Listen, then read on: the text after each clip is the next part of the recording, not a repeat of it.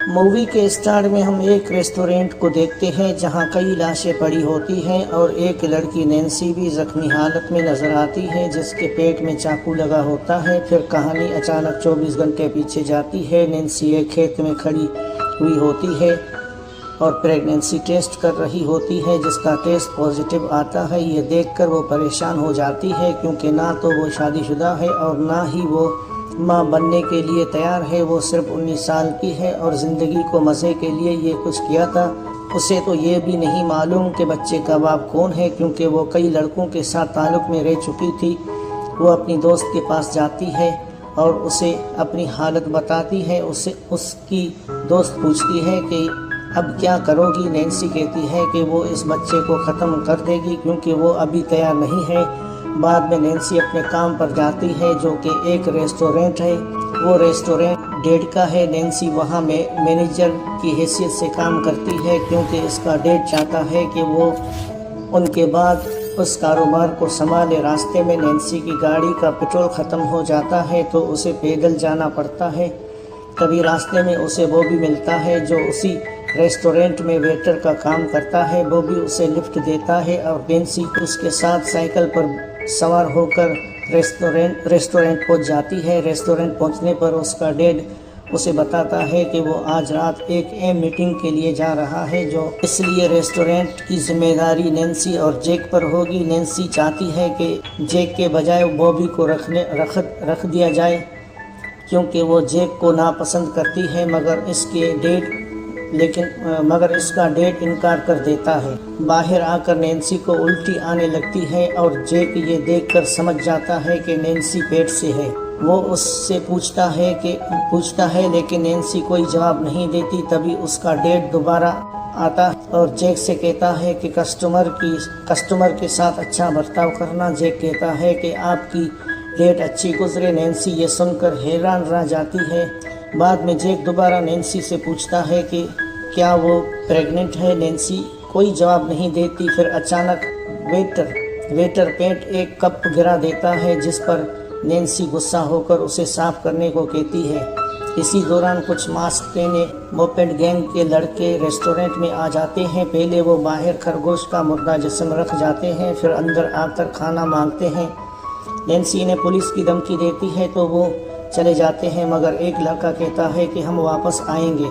गुस्से में नैन्सी सब स्टाफ को जमा करती है और कहती है कि मैं तुम सब की मैनेजर हूँ। अगर कोई मेरी बात से इनकार करेगा तो उसके लिए अच्छा नहीं होगा और वो अभी से ही काम को छोड़ के चला जा सकता है। जैक उसे जवाब देता है कि ये सब कुछ उसके बाप ने दिया है, इसकी अपनी कोई काबिलियत नहीं।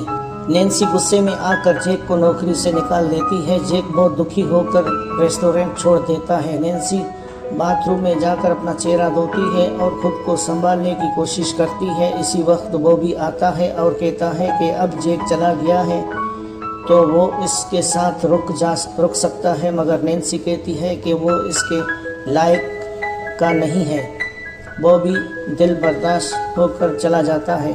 सबके जाने के बाद नैन्सी रेस्टोरेंट में अकेली रह जाती है। वो अपने डैड को फ़ोन करती है और सारा वाक़या बताती है। इसने जैक को नौकरी से निकाल दिया है। डैड उससे मोहतात रहने को कहता है। अचानक नैन्सी देखती है कि वही मोपेड गैंग दोबारा आ गई है। वो फ़ौरन दरवाज़ा बंद करती है और पुलिस को कॉल करती है।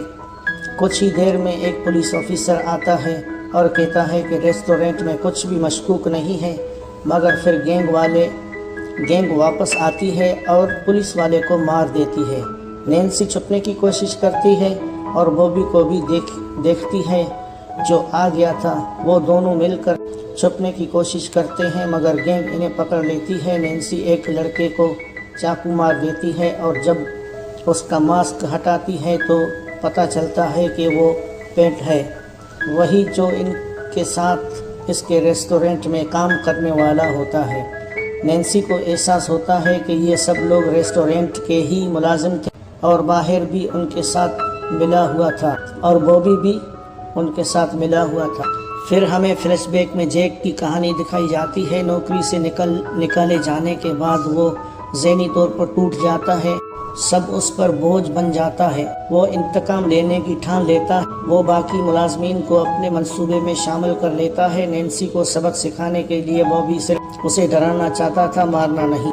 रॉयल गैंग के आड़ में वो पुलिस वाले को मार देते हैं और नैन्सी को डरा धमका कर काबू पाने की कोशिश करते हैं। प्रेजेंट में नैन्सी ये सब जानकर बहुत गुस्से में आ जाती है। बॉबी उसे चाबी देता है मगर जैक उसे मार देता है। वहाँ पर नैन्सी की दोस्त भी आ जाती है मगर सारा मंजर देखकर भाग जाती है। नैन्सी को चाकू मारा जाता है और जैक समझता है कि सब मर चुके हैं। वो पुलिस को कॉल करके खुद को मासूम जाहिर करता है, लेकिन नैन्सी अभी जिंदा होती है और चाकू निकाल कर बॉबी के पास आती है और इसके मरने पर अफसोस करती है।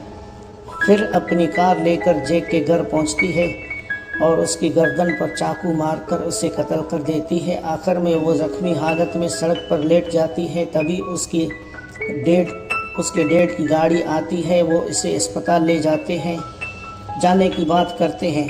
अस्पताल ले जाने की बात करते हैं। नैन्सी कहती है कि इसे कुछ बताना है, मेरे पेट में बच्चा है।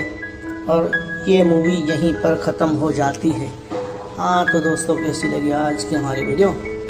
अगर अच्छी लगी तो इस वीडियो को लाइक करें और चैनल पर नए हैं तो चैनल को सब्सक्राइब करना ना भूलें।